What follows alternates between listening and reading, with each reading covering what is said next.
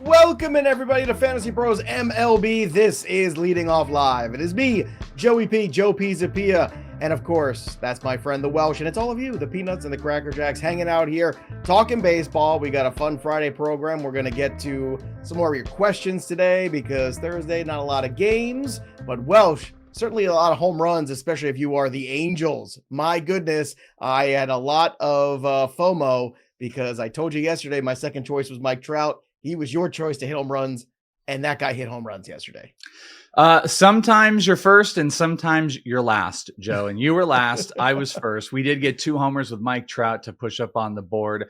And the only thing that could have made that entire game better would have been another 2 shots from Kyron Paris as the Kyron Paris story continues to move on. It was a very, very good short slate day, 4-0, 2 homers on the board.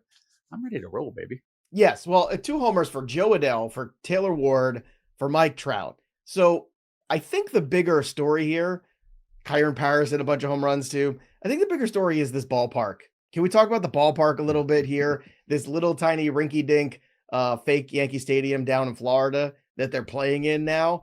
And I'm going to try to take advantage of it this weekend in some betting. But I think everybody needs to stand up and notice here that when there's a bad pitcher on the mound, or maybe even 2, the ball's jumping out of that place, and we haven't even gotten to the summer yet. So let's just call it what it is. The Angels are having a good run. That's great. But that is a lot of home runs. And if you watch these home runs too, some of them are barely getting over this wall. This is not exactly major league kind of stuff.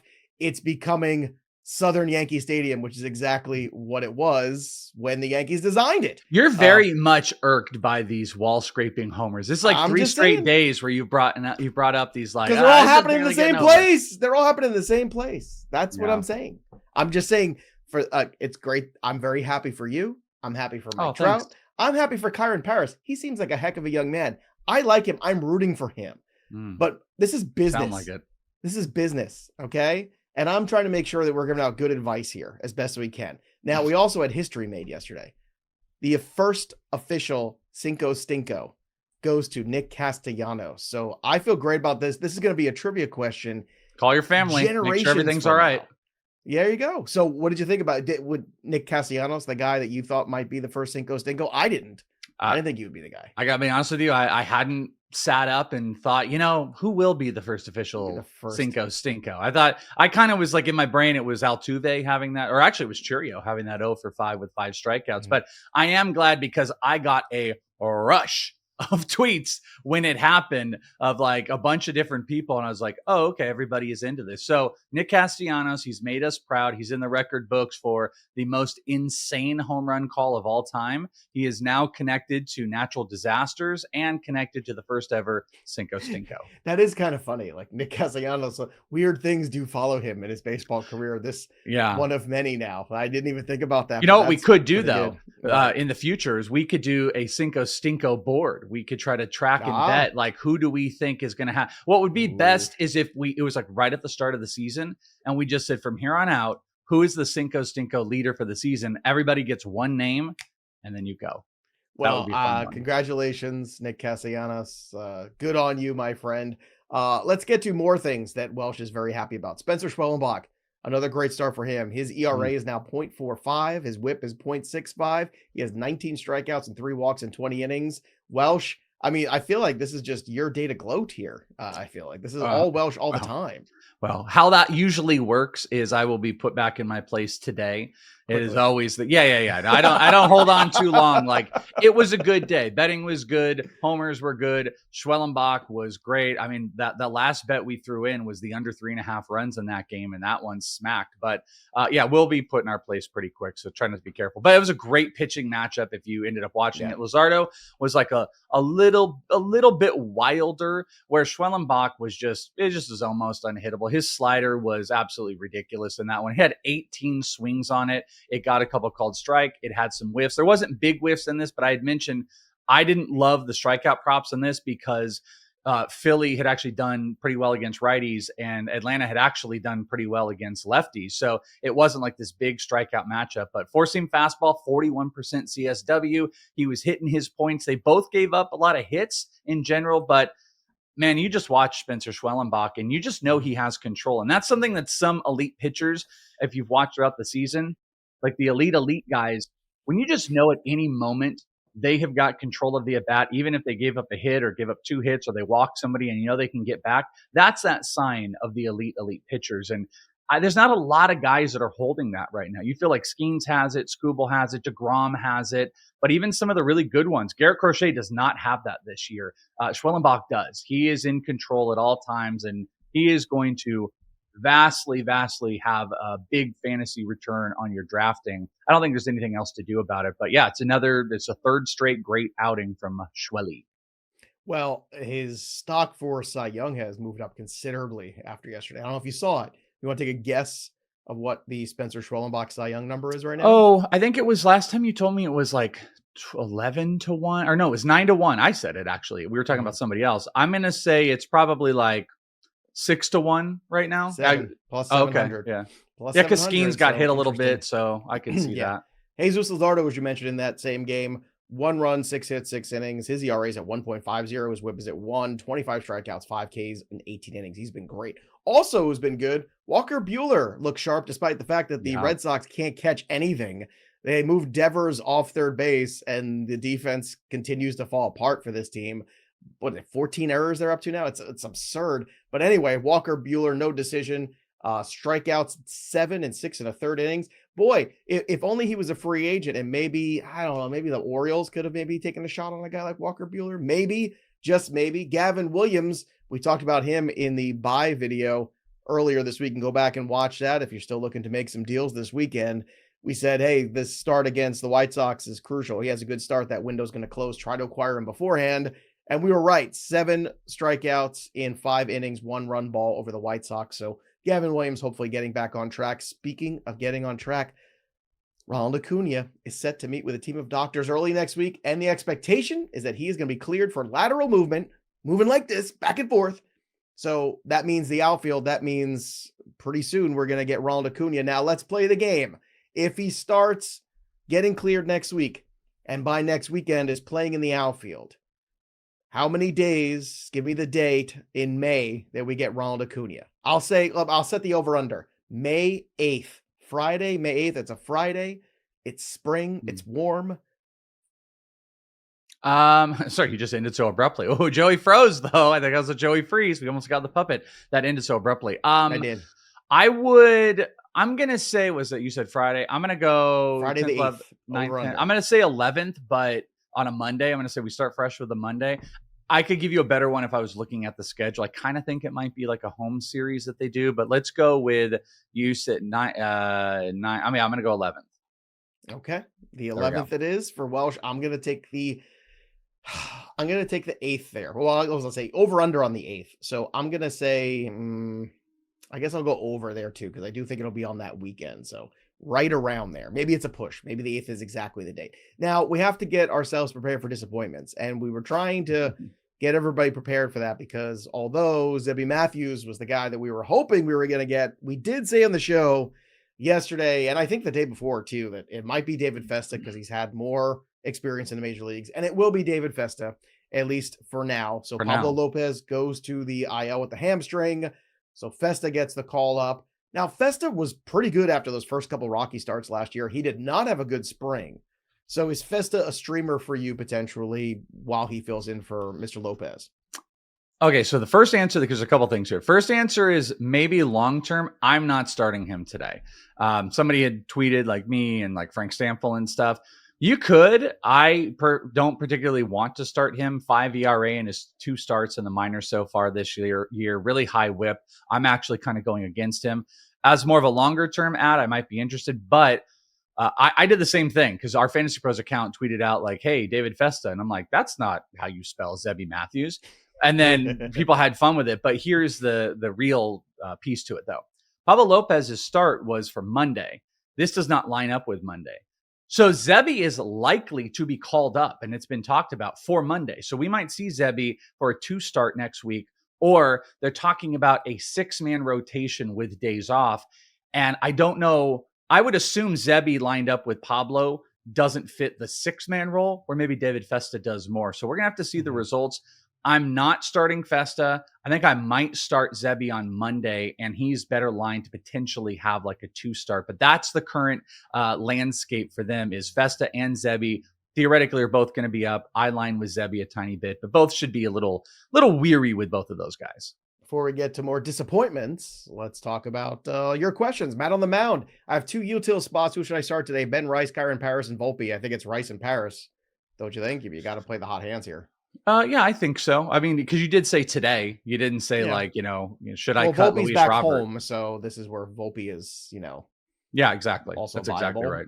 But Ben Rice is more viable, and I don't think you can sit Paris right now with the way he's played. You got to keep riding the wave. That's what you got to do. Here's one from Cookie. Berger was dropped in my head-to-head category league. Is he a must grab and stash or bench, right? If so, how much fab? Well, let's see. $100 fab right now, I would drop, 12 on him, 13. I think you got to bid that to get him because somebody's going to be aggressive. What do you think? Yeah, if 15 was like where I would go max. It's a little bit volatile, but you guys know I'm in on Jake Berger right now. Crazy low BABIP. I think he's going to bounce back. So yes, I'd pick him up. I would try not to like make him a fab bust or anything like that. But yeah, somewhere from 10 to 15%. Just see or like regroup with how your league usually is with guys like that. Maybe no one's going to be hyper aggressive, but that's a good number. I haven't seen the data, but I do want to see this. Tampa ballpark worse than Sacramento. I don't know. We got to find out the data of how many home runs have been hit in both of those ballparks. And, Zack Littell certainly helped. Well, I could tell you, right? No doubt about that. Let's see. If you can find that data, I'm going to get to more disappointments because the White Sox selected the contract of Omar Narvaez from AAA because Corey Lee, the catcher, went on the IL. We were hoping we'd get Kyle Teal, but we didn't get him either. So there you go. So Theis is still the everyday catcher. So just hold your horses for now on all of that. What is okay, so I've got some data for you. Okay. I love So is the A's stadium called Sutter Health Park? Is that what their new minor league ballpark is? So Sutter Health Park. Yes, Sacramento. Okay. Yes. Cool. So what do you want? You want overall ballpark factor or you want home run factor? I want home runs hitting in that ballpark and home runs hitting in the itty bitty Tampa ballpark. So based on the home run factor, A's is quite a bit more of a home run ballpark. They currently rank the 9th in home run ballpark factor just this year against both righties and lefties. And the Rays is actually George M. Steinbrenner Field is actually bottom 10 in the league in homer. So it's not a big after yesterday. Yeah. And okay, so then overall ballpark factor for this year, the A's stadium is the 8th most hitter friendly. So remember, that's how I was saying it was. A's is more homer friendly. Rays is not. Rays bottom 9 or 10 in overall homer factor. And then here's the only other thing we'll do. Let's do righties and lefties, and we'll just do home run, and let's see if that changes anything. A's is the 6th most hitter-friendly ballpark for left-handed hitters right now. Rays is 15, so it's just at average. And then right-handed hitters for the home run ballpark factor. Our last one, we have got A's is the 5th. So, every element, the A's is just going nuts. Home runs. Check this out. Rays is the bottom. It is the least hitter friendly, but you also do have to remember that's going to factor in home teams and their hitting ballparks. I think and that stuff. I would love to see what the numbers are for the road teams there in that ballpark for Tampa because the Rays don't have a great offense. Caminero is a good offensive player. After that, we can talk about it, but they don't have a lot of home run pop in that lineup. That I don't have, but you can tell you right now. I think that is where the data I think becomes a little misleading potentially. If you start to look at how the opposing hitters are just playing, just take Tampa as a home team out of there and see how this ballpark is played. I can't wait to see when the Yankees come to town in their spring training facility to play some major league games. Let's talk about some people joining us today. Welsh, any new followers, subscribers, and people here on our twitch.tv/FantasyPros? I think I recognize one, an old ITL listener, Jumping Ship Cornell, subscribed with Prime in here. And then a bunch of new follows, Intensify, RUT, Brand, Skill, bunch of people doing that thing. We are like 12 away from 700 on the followers, 19 away from 100 on the subs. That's like a easy little monthly goal, but I want to get to 1,000 followers this month on the Twitch. So start pressing that. It costs you absolutely nothing. The Prime Twitch or any type of sub does, but you can use your Prime account, hook it up, absolutely free to you. If you've got an Amazon Prime account, you get rid of ads, you can do the home run contest, or you can just pick up a sub yourself. And if you want to be a real gangster, you could gift subs out to the community. And there's a little leaderboard, I think, that's shown on here that we can give shout outs for. So that's all the business. Michael says Joe hates the Angels so much he refuses to watch Angels in the outfield. That's right, because Tony Danza's a liability. That's right. I got nothing on my fastball right now. I can't. What am I gonna do here? Huh? I don't love a lot. You know, there was a discussion in our Fantasy Pros company. Don't do it. Well, no, I'm just lightly gonna do it. But there's this discussion of like sports movies and stuff. I gotta be honest with you. I've never seen it all the way through. There's not a ton of great. Like I'm not in love with the baseball movies, I guess is what I'm saying. Like Major League is great. Moneyball was really good. I mean, Sandlot is great. Sandlot is like a classic, but like it's not really rewatchable unless it's all you watch. Is a classic. I've never seen it. The Scout's the worst movie of all time. You've never seen 8 Men Out. Honestly, this weekend you get a couple hours to yourself, or if you're waiting for whatever dance competition your kids are in. Yes, watch 8 Men Out. It is a great I guess like from I'm getting killed in this. Everyone's like The Natural, Field of Dreams. There are classics. The Natural is boring AF. Sorry, folks. It's always been boring AF. It's still boring AF. It's ridiculous. Bull Durham, I know it's controversial. Some people love it. Some people hate it. I love it.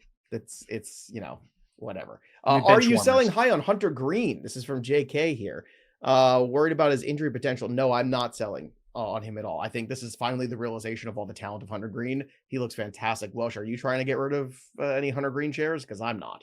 No, I mean the reworked, like he added the splitter last year. That's been really solid. He's got it going again this year. Fastball split slider combination is just still sick. His slider and splitter are both getting more whiffs than they did last year. Here's what I'd also say. I'm not a big draft a guy and then be like, oh, he's good. See ya, get him out of here and move on. No, like I think Hunter Green is still that's the guy we were talking about in the Cy Young Award potential when we were looking at odds, I think like a week ago or whatever. But like, no, I don't think I'm looking to, unless somebody is like willing to give you one of those Godfather offers. They feel that he's going to be a Cy Young winner and you're going to get like 2 big pieces. I don't build in a whole lot of like, well, this guy's injury, so in season I need to move off of him. I think Hunter Green is going to be pretty solid this year with that 3-pitch mix. Ballpark's a little bit of a factor. He's not going to be a 1.3 ERA guy, but I think if he had a high 2s, I wouldn't be shocked. Yeah, A League of Their Own, also classic. I'm glad somebody threw that out there. And of course, Field of Dreams. And some people don't like it because it's sappy or whatever. I love it too. It's fine. 8 Men Out because I saw some people who don't know, Twitch, some younger people. So 8 Men Out, great cast. John Cusack's in that movie.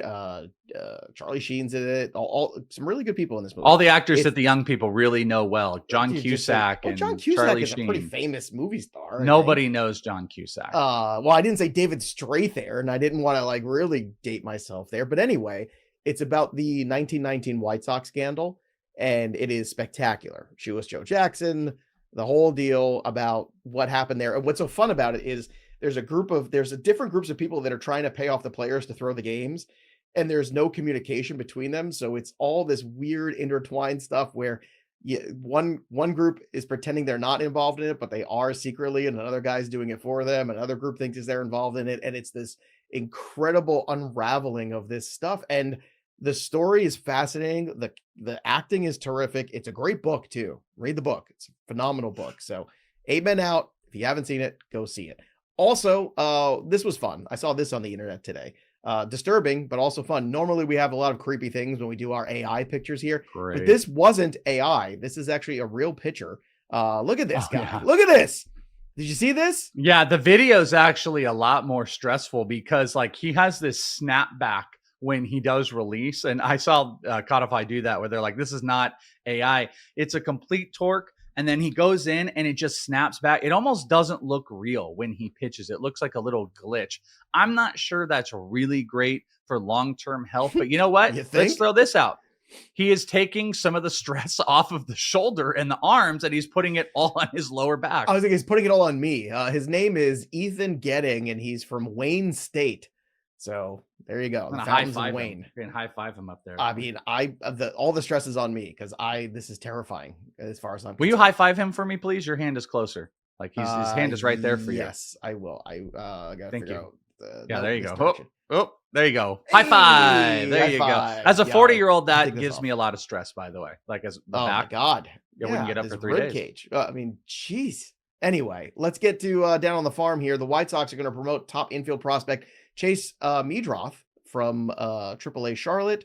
He is gone 8 for 30, 3 homers, 4 ribbies. So Welsh, he's got a couple stolen bases here too. Give us the prospect breakdown and tell me why he sounds like a character from Lord of the Rings, because he does. I talked about him. I've talked about him, I think, last week. I don't know if it was on the show. Talk about him again. Maybe I'm going to talk about him again. Plus, there is an article if you guys want. Funny enough, me and Mayor were joking about this, but I wrote this article 2 days ago, and it's Prospects to Stash, and it released today. My top 5 are the guys that I think are the closest, and then I give you 5 more that are, like you got to be paying attention to. 2 of the 5 got called up yesterday. Chase Meadroth was number 5 on the list. Zebby Matthews was number 3. But Meadroth, really good plate skills, like not a big strikeout guy, will walk, ton of contact. He's a smaller dude. He was in the Garrett Crochet trade, the smaller piece of the Garrett Crochet trade. He beat up Kyle Teal, and I kind of thought he was going to be a shortstop. And if you remember, I had said on the show, as soon as Brooks Baldwin had moved to the outfield, Meadroth was going to come up. It looked like they were aligning themselves where Baldwin could maybe move to the outfield. Mike Tauchman got hurt, so he's going to be in. There's some stolen base potential. I don't think there's high-end offensive potential, like big counting stats, 5 categories, but I do think he's a kind of a Jacob Wilson with lower average, but more stolen base potential. Deeper leagues, he's worth taking a look at. He's not in a 10. It's a bad offense. And if he's hitting 8 or 9 for the White Sox, that doesn't make anybody feel good. But there is some pretty good plate skills and some good bat to ball that, like, he's going to do some stuff. He's going to get some hits. And we'll see if he goes plays in Tampa, he's the type of guy that, or George Steinbrenner Field, he's the type of guy that can hit one over. So pay attention to Meadroth. Actually, I call him Meadroth. I think it's Chase Meadroth, that he might be a deep. Either way, it's Lord of the Rings sounding. Either way, he's definitely like one of the Rohirrim guys or something. Like, kind of looks like a 1920s baseball player, by the way. I'll just point that out. Oh, I do love those guys. Actually, I don't know what he's got a look. He's got like the face of a player. You're like, you could put him into like the 1920s and he would fit in. Oh, 100%. He's definitely one of these guys from 8 Men Out. Like he's on the opposing team though. Look at this Chase Meadroth fella. He sure does like to play baseball, doesn't he? He's a whopping 5'6". He's towering over these other players. Yeah, he sure is. Let me tell you something. He actually went to college too. He's a college boy, this fella. He's playing infield for the Chicago White Stockings. All right, let's get to the 3 up and 3 down. I could do a whole show in that voice and be the happiest. I could actually too. It's one I can hold a little bit. Baseball voice is the best. It'll get you in trouble though, if you do it long enough, because the game was different back then. But some very fun things, that's for sure. Everyone talks about the Statcast and this versions and all the different ways, in the NFL now you got the Nickelodeon versions of the games. You can watch the game with SpongeBob and all this stuff. No. Give me one black and white baseball game with somebody doing that old timey baseball. Hank Azaria, remember that character he used to do on that show? Oh yeah, good example. Hank on that show. Yeah, damn it. Remember that guy from that show? Yeah, what was that show called? Somebody help us in the chat. Yeah, what was the name of that show? I know what you're talking about, where he's the announcer and he's it's just what it's like his last name is the name of the show. Anyway, yeah, that's what I want. I don't need SpongeBob. I need the old-timey voice. Thank you very much. All right, let's get to the 3 up and 3 down. Stephen Kwan had himself a day. 4 for 5 with a homer, 4 ribbies. A 6-1 win over the White Sox. Marcell Ozuna has been working on his swing and it paid off. A walk-off 2-run homer. What was so sad is our Schwellenbach and Luzardo, or my Schwellenbach and Luzardo bets, did not cash because of the stupid rain delay, but both of them were on pace to shatter their strikeouts. So, frustrating day for me. Brenton Doyle homer, double, drove in 5 runs. So Brenton Doyle, if you didn't believe, well, that's too bad. Was it Brockmeyer? Brockmeyer. That's it. It just came into my head, and I see Todd's got it here. Brockmeyer. I never watched the Brockmeyer. I don't know. If I watched. I think there were a couple seasons. I definitely watched the first season, maybe parts of the second one. Very, very good show. Frank Casaria, very solid. Oh boy, looks like he's pulled a hammy. That's gonna be tough. They never had intercostal strains back then. No, there's a rib cage muscle. This inning brought to you by Sarsaparilla. Sarsaparilla. You know, everyone's chewing tobacco. Everyone's smoking. That's it. Drinking in there in the in the clubhouse. Yeah, we're gonna get in trouble. Everything that's running through my head, there's just like but that's just one game. That's all I want. One Saturday afternoon. All right, the downs. Jonathan Cannon, 6 runs, 5 1/3. No bueno. Zack Littell. This guy's gonna get bounced so hard from this rotation soon. I mean, God, 7 runs. Ian in 4 Seymour innings. when he does. Watch Ian Seymour, 26-year-old AAA pitcher, been unhittable in the minors. He might be the guy. Well, I guess because we still don't have a time frame on Shane McClanahan, right?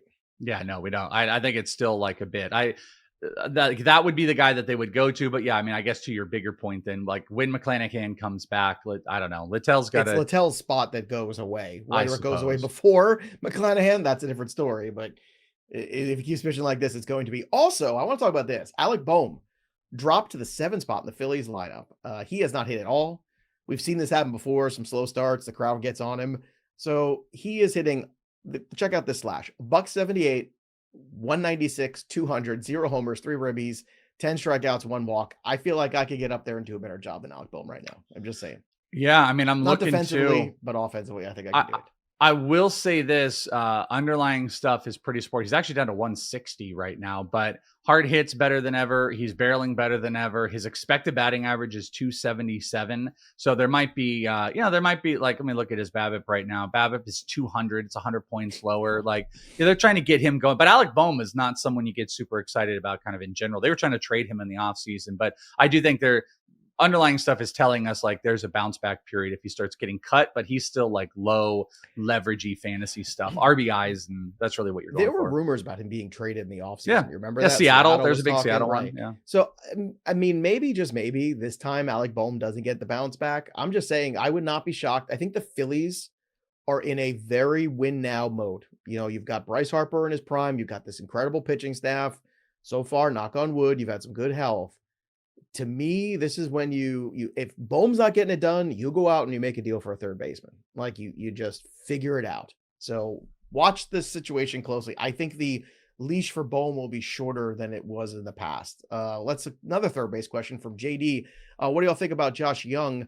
He looks really good for his first 2 games back. Maybe I should drop Suarez for him. Ooh, I would Suarez not. or I'm Young? not dropping Suarez, but Suarez is a little bit in that bit that he does. On Young, real quick. I mean, again, it's just I guess it's too small sample size, but yeah, he's not striking out. He's hitting the ball pretty well in those first 2. That offense just leads to a whole bunch while those guys are underperforming. Suarez, the average is back down, which you hate to see, but again, like huge barrel, huge hard hit. Expected batting average is way up. Dude hit his first 5 hits were all homers. Diamondbacks one of the best offenses out there. I'm going to not drop Suarez for him, but I understand why. I don't trust Josh Young. He hits lower in the lineup, and he also is one of the most injured players in baseball right now. So I'm not going to drop Suarez, who is a little bit underperforming, but I think a lot is telling us the bounce back, and that offense is just still great with the Diamondbacks. All right, let's get to this week's Chasing Challenges segment, brought to you by Microsoft. Just like the athletes who push boundaries and redefine what's possible, business decision makers today are turning challenges into opportunities, and Microsoft meets you where you are with tools and guidance to help you make an impact with safe, secure AI solutions. So whatever the challenges you're facing, Microsoft empowers you with the expertise to say, bring it on. And in this segment, we spotlight the challenges faced by the Philadelphia Phillies with Alec Bohm. Why? Because, as I said, you've got a returning Atlanta Braves team with Spencer Strider and Ronald Acuna on the way. They'll figure things out. They have an emerging Spencer Schwellenbach in that rotation. The Mets just spent $1 billion almost on Juan Soto. You know they are going to do everything it takes to win. So the Phillies are in the thick of it right now. And patience, I think, is running thin with Alec Bohm. I know it's a couple weeks into the season. I know we've been here before.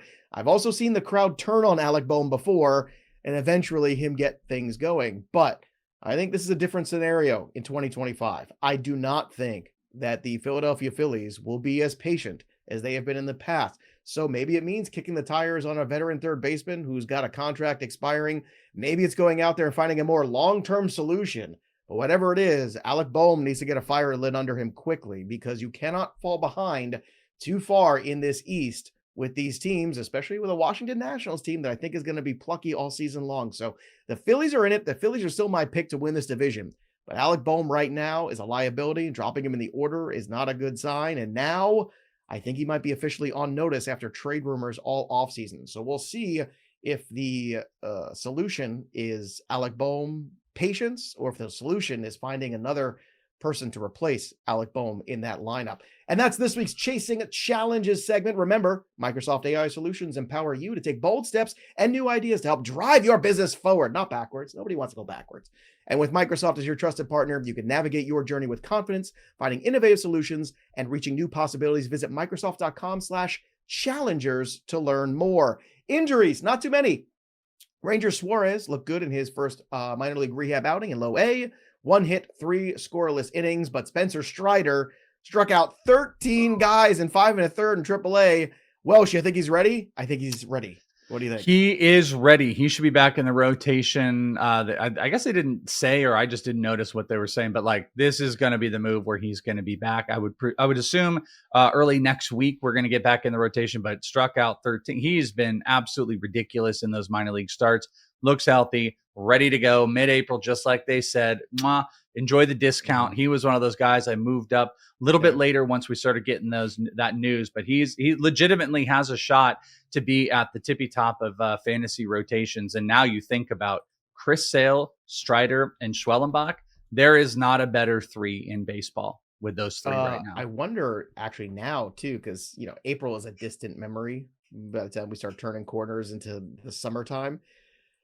What is the Spencer Strider number for Cy Young? That is interesting to me too. Oh, you think so? You eat off like 3 starts and what it can be?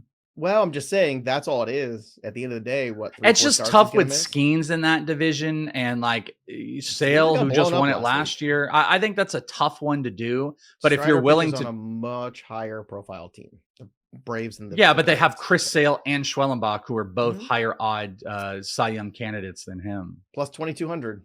Plus 2,200. If you're the type of like Joey likes to do this, I don't. But if you like to like bet a guy and then watch the market and then try to buy out, and if you want to try to do that, you could do that on FanDuel. Oh, this is the time. Which, by the way, you could deposit with us when you do FanDuel, and $5 I think gets you 200. What's the code again? Oh, it's fantasypros.com/leading off. Boom, you could do that. Bet 5, get 200. You could do that because they probably do the best of any market of letting you like progressively just buy out of it. So that would be the place I would do that with Strider. Otherwise, but that's not I don't do that type of betting, but I get the logic of it. It's just tough. It's not betting, it's investing. And then you sell. That's what you do. You're buying options. You're buying an option on Strider. Exactly. And this is insider trading here. I'm helping everybody make money. I have made a fair amount of money doing this the last couple of years in the baseball markets. When you find these guys and you're like, okay, can Spencer Strider can Spencer Strider get that number from plus 2,200 to plus 250? And the answer is 1,000% yes. And if he does that, they're going to offer you buyouts. They're going to offer you 60, 70% of your investment. So why not take it? Here's a great question. BD, Nolan Arenado to the Philadelphia Phillies. Yes, that is exactly the guy. 100% the guy. The Phillies will eat enough of that contract if they need to. Is he the perfect solution? No, but yes, that is exactly the guy. He's got to accept it though. What are you going to do? Of course, why wouldn't you? Why wouldn't you? He didn't. He rejected a trade in the offseason. Like, he has the rights to reject. So he kind of opened. I think it was the Astros. He rejected the Astros trade, which had plenty of stars there.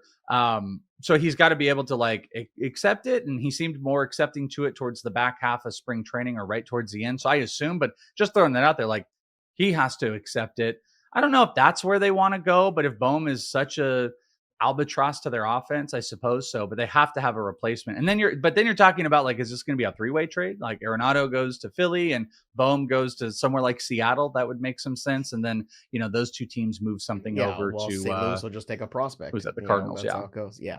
All right. It's time, everyone, for our best bets of today with Joey P and the Welsh. So Welsh didn't feel good about his bets yesterday, but he should have, because everything he touched turned to gold, I feel like, yesterday. It was a good day. And of course, if you need some extra help, don't forget about the prop bet cheat sheet. You want value, you want rankings, you want to find the best props for strikeouts, hits, homers, you name it. bettingpros.com/MLB props. Download the Betting Pros app today, and we're offering a free trial right now of Betting Pros Premium when you download the BP app.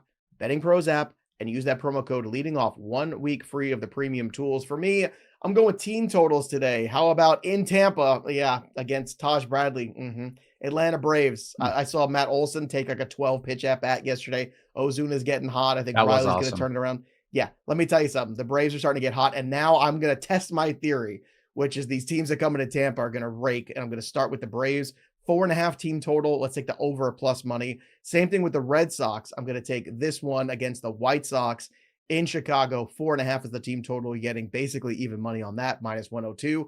And then Aaron Judge over 0.5 ribbies, just one ribby. That's all he needs at home, plus 140. That is an easy day at the office, I think. And I think a way to get back in the groove. Welsh, what do you have for the people on a fun Friday? I like it. Yeah. I like seeing some team totals out of you. That's fun. I'm going with, I got another run line play. We had a run line play yesterday. We're going with Santiago, Spanish for covering by 2 runs. They're going to cover 2 runs over Colorado. It's in San Diego. German Marquez, but Nick Pivetta is on there getting plus money, minus 1.5, plus 105 San Diego run line.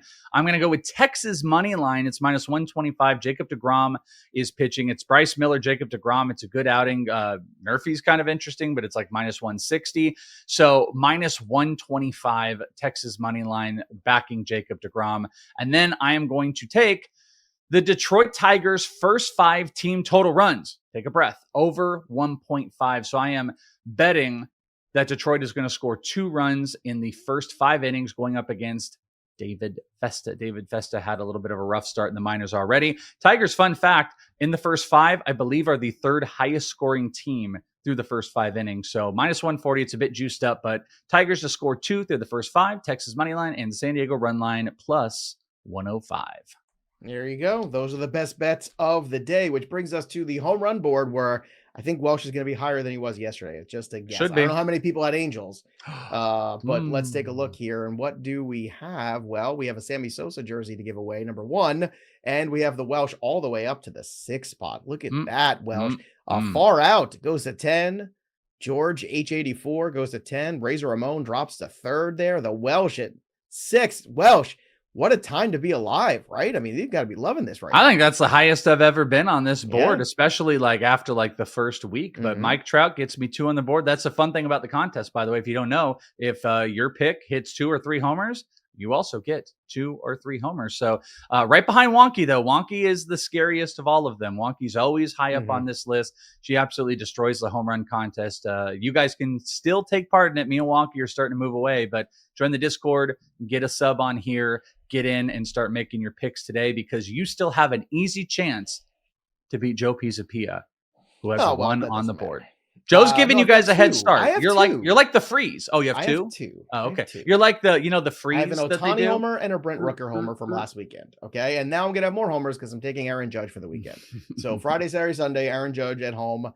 That's my home run pick. It's plus 230 if you like him today. Welsh, where are you going for your home run call today? I've got a plus 470 bet Manny Machado. Manny's going up against German Marquez. Again, it is in San Diego, but Manny has been on that power push. We get Tatis back, it looks like today. So I'm going to go with Manny Machado. Just for today, I will be inputting my bets this weekend. Maybe even doing a little Aaron Judge of the weekend because we got a 3-day slate. I know you are perpetuity through the weekend of Judge, but I will go on the Discord and make some changes daily.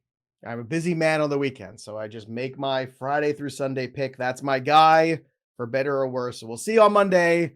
I doubt I'm going to find myself on the board, but hopefully a couple homers where I start to pull myself out of it. But if you need more baseball help, subscribe to the YouTube channel. Drop your comments below. We've got trade videos out there. We got waiver wire videos out there. We got the prospect video all out this week. The cycle's been dropping on Fridays and Saturdays through the weekend to help you also. So there's plenty of content. We're trying to get to 30,000 subscribers by the end of the year. We'll see if we can do that. I think we can. And remember, when you're watching this video, drop your comments below. You might win a Nico Horner jersey, courtesy of our friends at pristineauction.com. Not too shabby.